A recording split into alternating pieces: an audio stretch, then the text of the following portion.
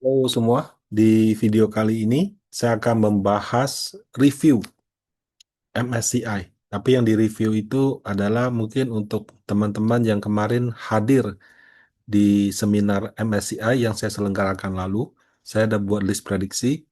Nah, dari list prediksi sama realisasinya itu yang benar mana, yang salah mana, sama apa yang bisa dipelajari dari selisih tersebut. Nah, kalau dari pengumuman MSCI itu ada dua saham masuk ke standar. Standar itu adalah medium dan large caps-nya MSCI. Kemudian 7 masuk ke small cap gitu. Nah, yang keluar ada 3. Nah, lengkapnya seperti ini. Jadi yang medium sama large itu ada Brand sama BRMS. Kemudian yang standar yang keluar ada ICBP sama KLBF. KLBF turun ke small. Kemudian ada DSNG, Energi, mesin, Raja, WiFi, dan Teens. Yang small yang benar-benar keluar BRMS, tapi bukan keluar karena dikeluarkan, karena dia promosi ke standar. Kalau SMSM, ULTJ itu keluar dari small. Nah, jadi BRMS ini promosi, KLBF ini demosi, yang benar-benar keluar 3 saham ini. Eh, nah, kalau yang kemarin hadir di seminar, kemudian waktu itu kita simulasi bersama-sama ya, kira-kira butuh waktu 1,5 sampai 2 jam untuk menghitung dari nol sampai jadi. Kemarin listnya seperti ini. Nah, ini prediksi saya. Kalau yang ini adalah perbandingannya. Nah, saya kasih warna nih. Jadi kalau hijau itu artinya prediksi saya benar. Jadi kemarin saya prediksi BRMS masuk. Kalau merah, artinya prediksi saya salah. Kemarin saya prediksi PANI itu new small, Kalbe sama IGBP itu stay di standar. Kemudian dia ternyata KLBF turun, ICBP out, MBMA sampai di sini. Saya prediksi akan masuk ke small banyak sekali. Kemudian kalau yang out ini ada 4 ini. Ternyata yang 4 ini out ini cuma satu yang benar-benar out, yang ULTJ. 3 lainnya tuh masih sama. Nah, jadi hasil perbandingannya sebagai berikut. Khusus untuk brand, waktu itu saya bilang 50-50.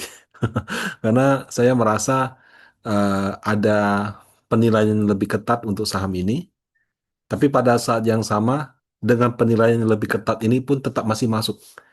Nah, tapi waktu itu ya saya masih 50-50 karena menurut saya angka sih pasti masuk. Cuma dikhawatirkan ada koreksi-koreksi yang sifatnya non non matematis yang membuat dia dikeluarkan. Ternyata dia masuk juga gitu. Jadi kalau ini mau klaim benar ya nggak bisa juga, klaim salah juga enggak. Saya juga bilang dia sudah masuk sih. Nah, jadi kalau untuk standar itu BRMS tepat, brand tepat. Tepatnya 50-50 ya. Nah, yang saya salah itu Kalbe sama ICBP. Jadi memang kalau secara angka ya, itu Kalbe sama ICBP itu sudah harusnya keluar daripada standar. Tapi di dalam standar itu dia ada yang namanya index buffer. Jadi dia mencegah supaya tidak ada saham keluar masuk yang berlebihan. Kalau misalnya dia di bawah, tapi masih di bawah dikit, nah dikasih toleransi. Nah, toleransinya 2/3 gitu. Nah, angkanya Kalbe sama ICBP memang di bawah standar, tapi masih dalam range 2/3. Harusnya masuk gitu. Kenyataannya keluar gitu ya. Satu keluar, satu malah turun. Sorry, satunya turun, satunya keluar total gitu. Nah, small ini yang tadi itu. Saya prediksi ada 16, ternyata yang masuk cuma 7, di mana satunya itu demosi. Jadi, actually cuma 6. Pani, nah, Pani saya salah total nih. Saya kira masuk, bahkan dia ada di list yang paling tinggi, new small. Ini adalah urutan market caps free float dari tertinggi sampai terendah gitu ya. Nah, menurut saya Pani ini pasti masuk ke small cap gitu, karena dia untuk big caps dia gagal sedikit. Eh, Ternyata salah total gitu, nggak masuk gitu. Sampai waktu itu saya berpikir ya, apa gara-gara dia mau right issue ya? Karena kalau right issue kan lembar sahamnya berubah. Sempat ada juga yang ngomong ke saya, Ruth, jangan-jangan kalau mau right issue ditangguhkan. Saya cari-cari dokumennya nggak ada sih keterangan yang menuliskan bahwa kalau perusahaan mau melakukan corporate actions, maka ditangguhkan inclusions atau deletions ya. Nggak ada. Yang ada itu adalah kalau dia mau melakukan right issue, sehingga lembar sahamnya berubah, maka lembar saham yang digunakan untuk perhitungan itu adalah yang tanggal berapa, tanggal berapa. Kira-kira seperti itu. Nah, tapi kalau membatalkan inclusions masuk atau deletion keluar itu kayaknya sih enggak. Nah, tapi saya lihat lagi nih, yang nggak masuk cuma Pani, tapi dari apa Pani sampai dengan ISAP gitu. 1, 2, 3, 4, 5, 6, 7, 8. Nah, eh, karena begitu banyak yang saya prediksi masuk, tapi ternyata tidak masuk, interpretasi saya adalah saya salah dalam membaca aturan indeks buffer. Jadi indeks buffer ini yang tadi saya sebutkan, kalau angkanya nggak kena, tapi masih dalam range buffer yang diperbolehkan, bolehlah gitu. Jadi ibaratnya mau offside tapi offside-nya baru di perbatasan dikasih tetap dikasih lewat gitu. Sama juga saham mau masuk itu kalau misalnya dia eh, apa namanya kalau dia mau masuk itu juga kayak ada buffernya gitu. Sorry kalau yang mau masuk juga ada range-nya. Nah jadi aturan indeks buffer ini saya salah interpretasi. Jadi setelah saya baca-baca gitu ya. Menurut saya itu eh, kemungkinan kena di aturan ini, salah membaca bagian deviasinya. Jadi maksudnya begini, kalau berdasarkan standar MSCI untuk November 2025, untuk bisa masuk ke dalam standar itu adalah minimal free float market caps 27,5 T. Kalau small capnya 4,2 T. Nah, sekarang bagaimana kalau dia 26? 26 ini kan eh, ya lebih besar daripada small cap, jauh. Tapi ke standar nanggung dikit gitu. Nah, indeks buffer itu kayak oke lah kalau 27,5 sama 27, 26 bolehlah dia masuk gitu. Kasarannya gitu. Atau dalam konteks kalau dia keluar ya, dia tadinya ada jadi anggota, terus dia sekarang 26, kan harusnya keluar. Ya, tapi karena dia masih eh, kurangnya cuma dikit, bolehlah dia masuk begitu. Nah, tadinya saya berpikir begitu. Ternyata enggak. Rupanya kalau dia terlalu besar untuk small, tapi terlalu kecil untuk standar, jadi mau masuk ke standar kurang sedikit, mau masuk ke small terlalu besar, itu dia di out sama sekali gitu. Jadi buffernya itu, jadi dia tuh kayak dari bawah ke atas ada buffer, atas ke bawah juga ada buffer, di tengah-tengah situ. Nah, kalau di tengah-tengah situ kayak tidak ada tidak ada masuk kemana-mana, jadi dikeluarkan sama sekali gitu. Nah, itu yang membuat saya pikir ya, kenapa dari PANI, Kalbe, PANI, ICBP, MBMA, Unilever, NCKL, BRIS, sama ISAT ini keluar gara-gara itu. Jadi, too big untuk small cap, too small untuk big caps gitu. Nah, eh, ini yang saya dapat. Kenapa? Karena yang masuk ini yang di tengah-tengah, walaupun tidak tengah semua ya. Jadi ada energi, MSIN, WiFi, TINS, TINS masuk tapi ditangguhkan. DSNG, kemudian Raja. Nah, saya juga salah untuk Dewa dan Sta, NS, dan Ali. Jadi yang masuk ini yang di tengah-tengah sini. Nah, sementara yang ini saya pikir out karena saya juga salah menginterpretasikan indeks buffer seperti itu. Tapi ternyata yang out cuma satu, WLTJ. Sama, sorry, ada dua SMSM. Ini saya lupa kenapa saya nggak prediksi. Tapi ini saya tidak prediksi, hasilnya keluarnya keluar daripada small. Nah, jadi yang masuk itu yang di area tengah. Nah, jadi kalau yang masuk small cap, bukan small cap yang paling besar. Jadi ibaratnya kalau dari daftar saham ini, PANI itu adalah small cap yang paling besar. Kalbe small cap yang nomor 2 terbesar. ICBP small cap terbesar ketiga. MBMA yang keempat dan seterusnya. Nah, entah kenapa KLBF masih stay. Tapi ICBP itu out total gitu. Eh, jadi too big untuk small cap, too small untuk big caps ini tidak berlaku untuk KLPF, tapi berlaku untuk ICBP. Padahal market cap daripada kedua ini nggak beda jauh. Nah, jadi untuk small cap seperti itu. Uh, kalau kemampuan kita mengidentifikasi buffer zone, menurut saya itu akan sangat membantu untuk proyeksi MSCI periode Februari 2026. Kenapa? Karena kalau kita ambil yang paling tinggi, ternyata nanggung, yang nggak masuk juga percuma, seperti itu kan. Nah, Kemudian ada MBMA. MBMA ini dia di sini ya. Dia kena di aturan strategic shareholder. Jadi setelah acara seminarnya lewat, kemudian di tanggal 7 itu ada rapat.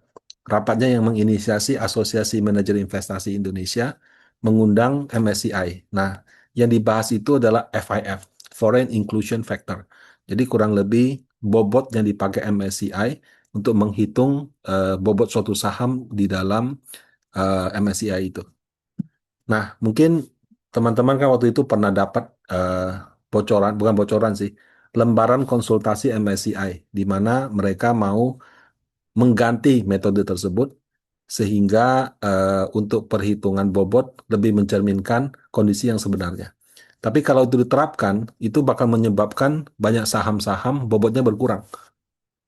Untuk itulah mereka membuka lembaran konsultasi. Nah, Asosiasi MI sebagai salah satu pihak yang berkepentingan waktu itu mengundang mereka untuk dipresentasikan. Nah, ternyata yang presentasi itu tim MSCI dari berbagai dunia sih. Cuma yang bicara tuh kayaknya dari MSCI India. Nah, jadi dalam dokumen tersebut si MSCI berencana untuk mengeluarkan kepemilikan corporate dan others eh, lokal dan asing dalam perhitungan free float. Jadi kalau kamu buka data KSEI, investor itu dibagi jadi asing dan lokal. Kemudian asing itu ada corporate, ada ya corporate, ada perorangan, dana pensiun, asuransi, institusi keuangan, sama dana pensiun dan yayasan. So, dana pensiun dan others gitu. Jadi ada 7 kategori, 7 asing, 7 lokal. Nah, si MSCI berencana untuk ketika menghitung free float, dia mau take out untuk corporate sama others-nya. Nah, kenapa begitu? Karena menurut si MSCI, eh, yang pegang saham Indonesia di porsi free float itu eh, di corporate-nya itu ataupun others-nya itu somehow adalah investor strategik. Investor strategik itu kenapa? Kalau investor strategik, misalnya kita bilang saham free float-nya 25%. Ternyata 5% dipegang oleh corporate lokal atau corporate asing. Menurut MSCI, ini porsi sahamnya nggak liquid. Kenapa? Karena mereka cuma pegang dan itu mungkin punya afiliasi sama si pemiliknya. Sehingga dia bilang nggak bisa kita pakai angka ini dalam perhitungan free float daripada suatu saham. Nah, kalau misalnya dikeluarkan, berarti saham yang tadinya free float-nya 25% akan menjadi 20%. Nah, begitu dia turun jadi 20%, maka bobot saham tersebut dalam MSCI akan turun, sehingga dana asing ke dalam saham tersebut juga akan berkurang. Nah, dia aware kalau dia ganti cara itu akan ada kondisi ini, makanya dia minta masukan khususnya daripada Indonesia. Nah, ini contohnya ya Bapak Ibu ya. Ini contoh MBMA. MBMA ini kalau kita lihat di dalam RTI, itu dia punya saham 107 miliar lembar, sekitar 30, hampir 35% itu adalah masyarakat. Inilah porsi yang dianggap eh, free float gitu. Nah, tapi kalau kita baca ya dokumen IPO-nya MBMA, waktu dia IPO itu dia tuliskan di sini eh, porsi masyarakatnya ya itu hanya 10%. Sisanya itu ada PT-PT gitu. Ya, PT Puncak Langit Mulia, Puncak Langit Nusantara, Prima Puncak Mulia, dan sebagainya ya. Nah, karena sahamnya di bawah 5%, itu nggak muncul di sini. Karena yang muncul di sini cuma yang di atas 5%. Sementara menurut MSCI, saham yang di bawah 5%, tapi dimiliki oleh PT-PT ini, seharusnya itu bukan porsi saham yang liquid.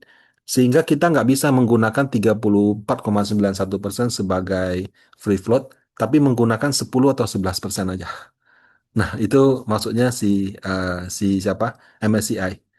Nah, kalau seperti itu, tentu asumsi free float-nya akan berbeda jauh.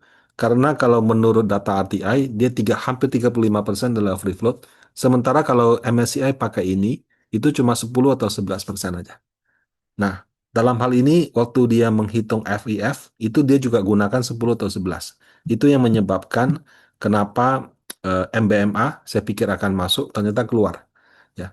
Karena saya kan menghitung dengan asumsi 35% daripada saham adalah free float. Sementara si MSCI hanya pakai 10 atau 11%. Nah, itu. Ini untuk si MBMA. Nah, kemudian pada saat diskusi tentang oke nggak sih kalau kita take out corporate sama others gitu ya. Ada beberapa teman-teman MI kasih masukan. Dia bilang begini, saham-saham Indonesia ada yang orang miliki secara langsung pakai perorangan, banyak juga yang orang miliki dalam bentuk PT. Nah, tapi PT kan ada yang pakai, ada yang enggak. Kalau di Singapura ya itu kan banyak family office. Nah, family office itu kalau secara eh, buka rekening reksadana atau rekening saham, itu badan hukumnya adalah berbentuk PT. Karena family office itu PT gitu. Di Indonesia PT belum ada sih aturan, tapi kalau orang bikin itu harusnya PT. Di luar negeri juga PT. Jadi kalau misalnya dia beli saham Bank BCA misalnya, itu akan tercatat sebagai corporate. Kalau kamu take out itu, nah kan family office itu belum tentu pengendali atau afiliasi. Hanya saja mungkin untuk supaya pengelolaan uangnya lebih oke, mereka pooling ke dalam satu family office supaya baginya gampang gitu. Nah, kalau kamu take out PT, berarti orang-orang family office yang invest saham Indonesia dan juga mungkin aktif bertransaksi, itu jadi dianggap bukan free float, itu kan merugikan. Ini saya setuju sekali gitu. Nah, kemudian kita juga perhatikan ada beberapa emiten tuh kungfunya jago sekali.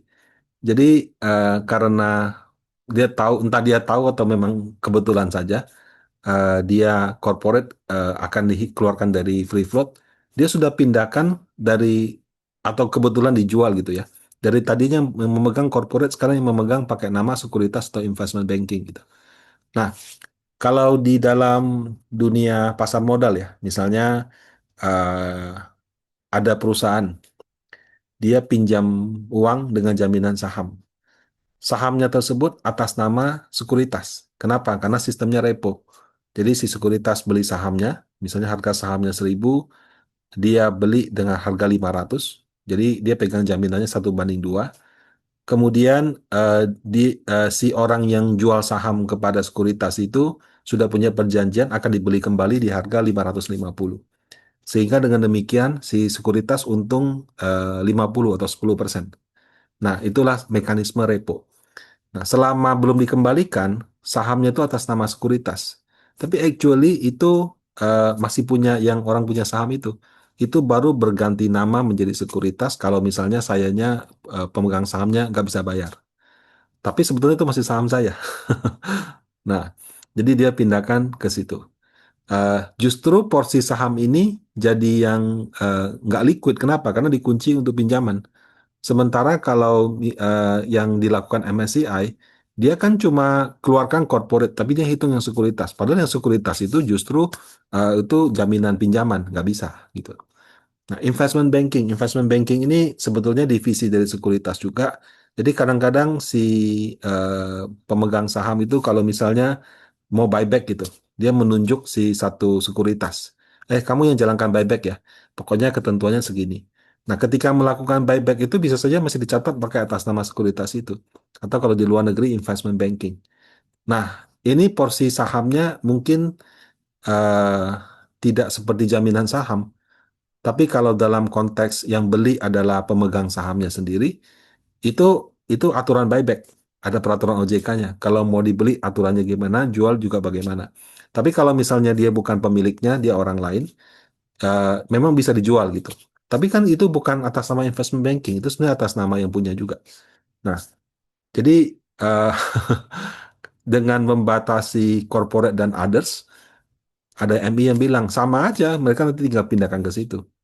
Nah, jadi harusnya tidak perlu dibatasi.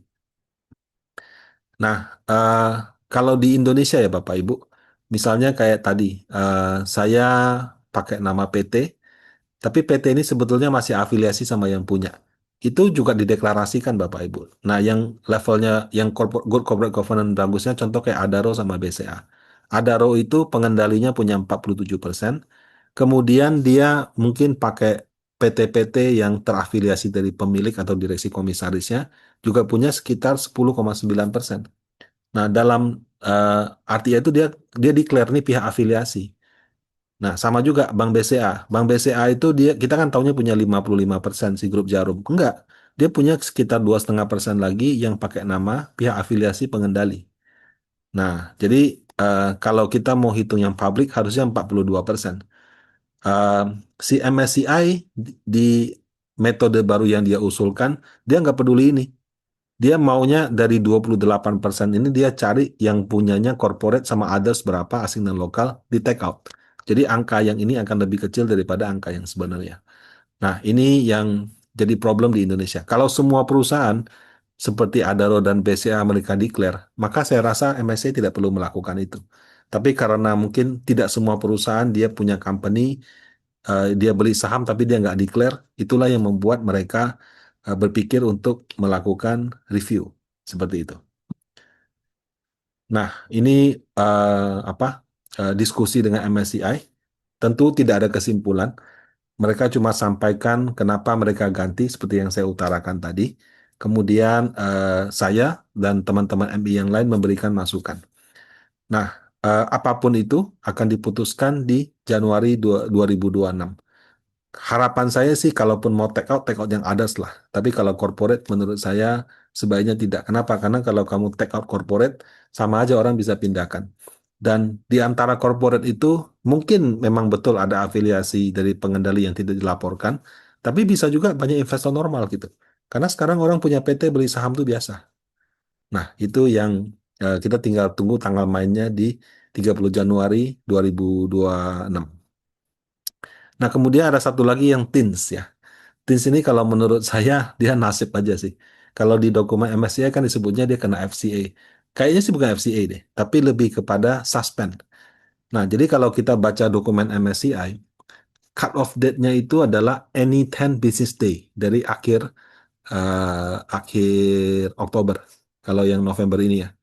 Nah, kalau katanya any 10 business day itu berarti dari tanggal 20 Oktober sampai 31 Oktober. Asumsi ini 10 hari ya. Nah, kalau misalkan dia pilih satu tanggal dan pada tanggal itu sahamnya kena suspend, game over. Berarti kalau dia mau masuk, masuknya dibatalkan. Nah, ini kalau kita lihat TINS ya, saya pakai fungsi stock history di Excel, itu dia kena suspend nih dari tanggal berapa sampai tanggal 21 Oktober. Dan kalau misalnya feeling saya mereka cut off-nya pakai tanggal 20. Nah, pas tanggal 20 TINS-nya kena suspend. Nah, ini yang menyebabkan eh, mungkin ya kalau dia nggak 20 ya 21. Di dua tanggal ini yang membuat TINS-nya sudah masuk tapi dikeluarkan. Tapi ya sudahlah ini kan nasib juga. Dia disuspend karena kenaikan harganya tinggi gitu. Nah, saat ini bukan saat ini sih, selama bulan November saya banyak berlangganan data-data website segala macam. Saya sedang mencoba mengumpulkan nih. Sebetulnya kalau dengan skema ini bobot Indonesia dalam MSCI itu akan nambah atau kurang berdasarkan kriteria yang baru. Sebab kalau saya mau hitung proyeksi bobotnya, saya harus punya data semua lembar sahamnya. Kalau nggak ada, saya nggak bisa bikin prediksi gitu. Atau cara lain adalah langganan MSCI-nya langsung. Sayangnya di tempat saya langganannya bukan MSCI, langganannya SP Global. Kalau mau request untuk tambah langganan MSCI, saat ini karena kebetulan belum ada kebutuhan di situ, jadi belum belum ada, saya juga belum punya akses datanya. Sehingga saya mencoba menggunakan prediksi daripada data-data mentah yang ada. Kalau memang nanti berhasil, saya akan share di posting-postingan yang mendatang. Nah, demikian video kali ini. Semoga bermanfaat. Terima kasih.